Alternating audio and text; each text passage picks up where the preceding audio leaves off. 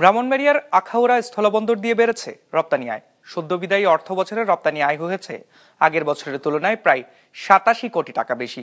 তবে আমদানি কমেছে রাজস্ব আদায়। ব্রাহ্মণবাড়িয়া জেলা রিপোর্টারের পাঠানো তথ্য ছবিতে ডেস্ক রিপোর্ট। ওয়ালটন এখন দেশের সীমানা পেরিয়ে পৌঁছে গিয়েছে ৫০টিরও বেশি দেশে। ওয়ালটন, ঘরে ঘরে বিশ্বজুড়ে। ব্রাহ্মণবাড়িয়া আখাউড়া স্থলবন্দর দিয়ে গত অর্থ বছরে বেড়েছে রপ্তানির পরিমাণ।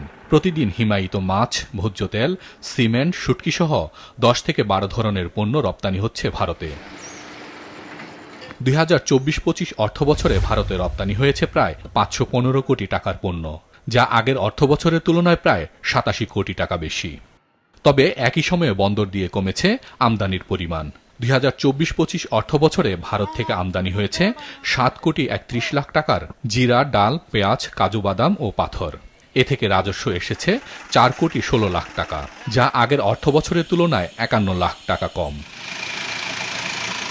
ভারতের ত্রিপুরা, আসাম, মিজোরাম ও মেঘালয়ের স্থলবন্দরগুলো দিয়ে রপ্তানির নিষেধাজ্ঞা থাকায় বাংলাদেশ থেকে তৈরি পোশাক, প্রক্রিয়াজাত খাবার, ফলের স্বাদযুক্ত জুস, তুলা, প্লাস্টিক ও কাঠের ফার্নিচার রপ্তানি করা যায়নি। এ কারণে ২০২৫-২৬ অর্থ বছরে রপ্তানি বাণিজ্যে ৩০ থেকে ৪০% ক্ষতিগ্রস্ত হওয়ার আশঙ্কা করছেন ব্যবসায়ীরা। আমরা এখন শুধু মাছটা রপ্তানি করতেছি, আর অন্যান্য সামান্য পণ্য যাইতেছে। এখন আমরা ইন্ডিয়ার সাথে যোগাযোগ করে দেখতেছি যে পণ্যগুলা নিষেধাজ্ঞা আসে নাই, সেই পণ্য বাদে কি কি পণ্য আমরা দিতে পারি, চেষ্টা তদবির চালাচ্ছি। দুই দেশের কূটনৈতিক তৎপরতার মাধ্যমে আমাদের যদি ভিসা জটিলতাটা উঠিয়ে দেয়, তাইলে দেখা যাবে কি আমরা ভারতের ত্রিপুরা রাজ্যে আমরা আরো নতুন নতুন বাজার খুঁজতাম। সেই ক্ষেত্রে আমাদের ব্যবসার নতুন আরো প্রবৃদ্ধি ঘটতো। নতুন করে বাজার খোঁজার চেষ্টা করতেছি। তারপরও আমরা বলছিলাম আগে যেন আমাদের রাষ্ট্রীয় পর্যায়ে এই বিষয়ে আলাপ আলোচনা করে আমাদের বিষয়টাকে উন্মুক্ত করা হয়। এদিকে রপ্তানি বাণিজ্য বাড়াতে নিষেধাজ্ঞার বাইরে থাকা নতুন পণ্যের বাজার খুঁজতে হবে মনে করছেন সংশ্লিষ্টরা।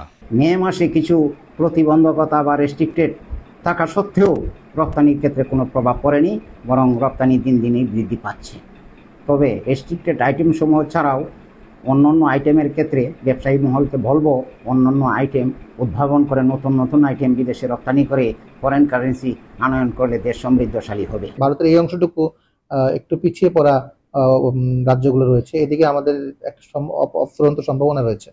তো আমরা এই দিকের চাহিদা অনুসারে সার্ভে করে আমরা যদি আগাতে পারি, আসলে এই অংশটুকুতে আমরা সেই পরিমাণ রপ্তানি করতে পারবো বলে আশা করি। আর বিজনেস রিপোর্ট, মাছরাঙা টেলিভিশন।